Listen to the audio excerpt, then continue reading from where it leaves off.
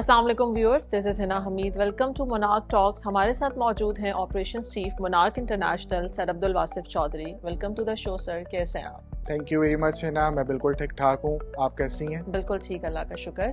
Sir, जैसा कि हम सब जानते हैं 2024 के इलेक्शन हो चुके हैं, तो अभी उसके बाद आप पाकिस्तान की इकॉनमी को कैसे देखते हैं?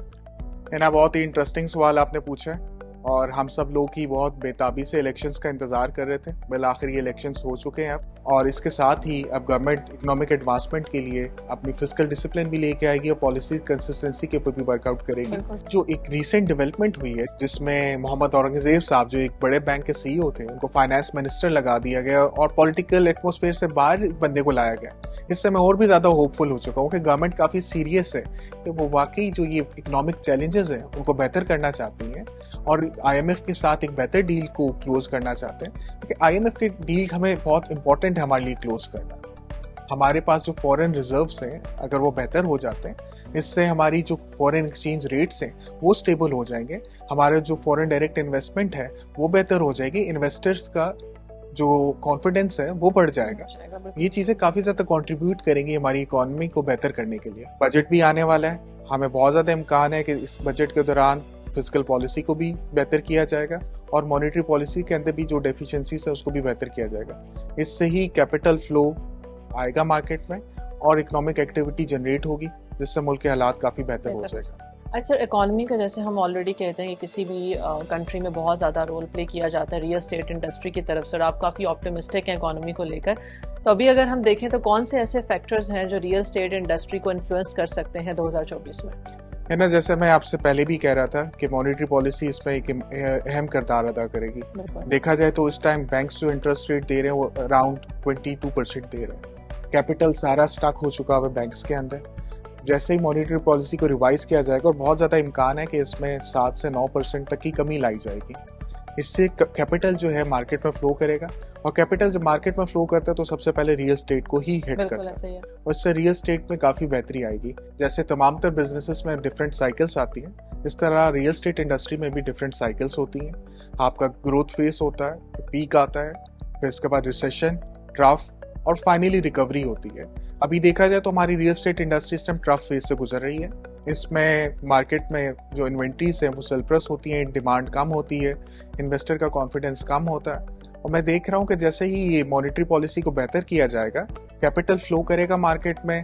डेफिनेटली सबसे पहले जो चीज़, जो इंडस्ट्री है वो रियल एस्टेट है, जो कि इससे बेनिफिट उठाएगी। ये पैसे रियल एस्टेट में मूव होंगे, इसके साथ साथ प्राइसेस भी बेहतर होंगी और रियल एस्टेट में काफ़ी बेहतरी आ जाएगी। इसके साथ साथ जो मेरा एक पर्सपेक्टिव है कि गवर्नमेंट अब जैसे ही मॉनेटरी पॉलिसी को रिवाइज करेगी, इसके साथ साथ उस फिस्कल पॉलिसी में टैक्सेशन को भी बेहतर करेगी। अभी देखा जाए तो एक फाइलर स्टेटस रखने वाले इंडिविजुअल के लिए भी जो ट्रांजैक्शन कॉस्ट है, अगर विद होल्डिंग ही देखा जाए तो वो 3% पर फॉल कर रही है। इम्कान है कि ये टैक्सेशन कम होगी, रियल एस्टेट का वॉल्यूम बढ़ेगा, गवर्नमेंट के लिए भी बहुत सारा रेवेन्यू जनरेट होगा, क्योंकि अभी टैक्सेशन बढ़ाने से गवर्नमेंट रेवेन्यू जनरेट नहीं कर रही, प्रॉपर्टी ट्रांजैक्शंस काफी कम हो चुकी हैं। बिल्कुल ऐसे ही। Sir, following this prediction of fiscal policies and taxation, अभी अगर हम देखें तो 2024 में क्या इमर्जिंग ट्रेंड्स हो सकते हैं रियल एस्टेट इंडस्ट्री में? है ना, जो फिस्कल पॉलिसी के हवाले से प्रेडिक्शन की जा रही है और साथ साथ मॉनेटरी पॉलिसी में इंटरेस्ट रेट्स वगैरह को कम किया जा रहा है, इससे जो कैपिटल का फ्लो है वो हमारी अफोर्डेबल हाउसिंग की तरफ जाएगा। हमारी जो इस टाइम पॉपुलेशन है जो 30 की ब्रैकेट में फॉल करी है, अराउंड 65% है। घरों की तो उनको ज़रूरत है ही है, अब वो अफोर्ड नहीं कर सकते तो बैंक से ही फाइनेंस करवाएंगे। मॉनेटरी पॉलिसी में अगर इंटरेस्ट रेट्स वगैरह कम कर दिए जाते हैं तो फाइनेंसिंग बढ़ जाएगी। तो एक इमर्जिंग ट्रेंड ये ज़रूर रहेगा कि लोग फाइनेंसिंग लेंगे और वो रेजिडेंशियल कॉम्प्लेक्सेस की तरफ या रेजिडेंशियल प्रॉपर्टीज़ की तरफ उसको इन्वेस्ट करेंगे। इसके साथ साथ देखा जाए तो इस टाइम एक जो टोकनाइज्ड रियल एस्टेट प्रॉपर्टीज़ हैं उसका एक ट्रेंड जो है बहुत ज़्यादा इमर्ज कर रहा है। अब जो लोग हैं वो बड़े एसेट्स को परचेज नहीं कर सकते, इसलिए इनको छोटे छोटे यूनिट्स में कन्वर्ट कर दिया जा रहा है, जो कि एज अ टोकन परचेज कर दिया जाता है। ये भी एक इमर्जिंग ट्रेंड में रहेगा।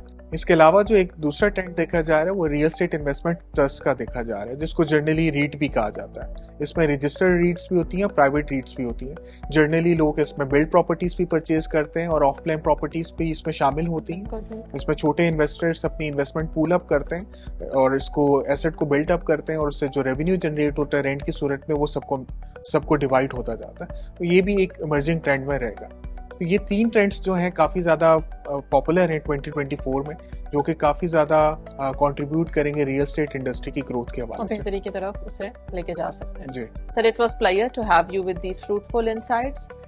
Thank you for watching viewers, stay connected, अल्लाह हाफिज़।